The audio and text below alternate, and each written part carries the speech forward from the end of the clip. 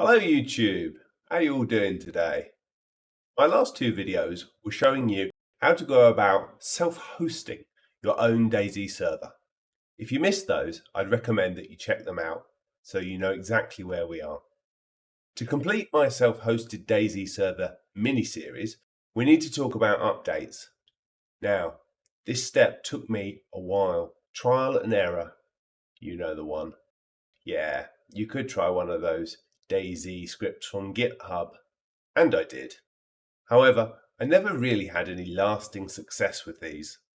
They did, however, give me a great platform to start off from, and my script is pretty much an adaptation of these, so original credits to the original creators. I'll walk you through my variant of the script. But you can see here our batch file is starting the DayZ server automatically. This one started at 0849. If we scroll up to our actual server window, you'll see that the server came on shortly after that. So that starts the server loading, and the server then is up and ready for access. So we go to the batch file. Everything in the square brackets, well, in the line sections, that's all custom to your own install. So you need to change those to suit yourself. And then it will go to check server. It will check that the server's actually running. If the server's not running, it will actually kill off any remnants of the server and then go to update the server.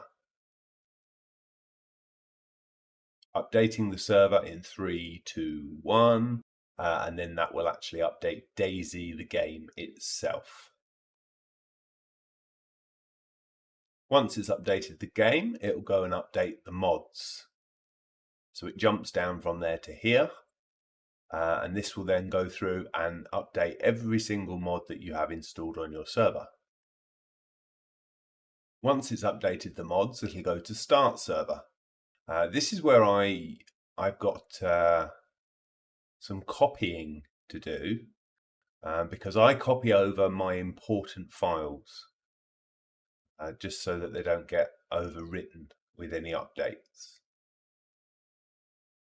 And then you've got the actual start line itself that starts the server. And then it loops around to check the server's running. And that's just looking for in the task list for the executable file, the DayZ server executable file.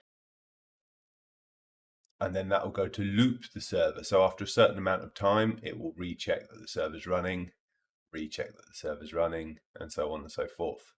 Just in case the server crashes out, Windows goes down for an update, anything like that. If the server's not running, it will actually rerun it. So if you want to get a hold of my my DayZ start file, my batch file that runs my DayZ server, you can do an internet search for GitHub, the Rob Mosler. Don't go into the Winget one like I did. Go into the DayZ one.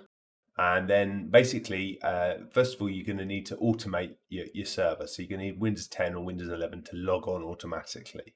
And then you've got the updates, which is my update script, and feel free to edit it. And if we look at the script itself, in the top section, you've got the files that I like to keep a backup copy of.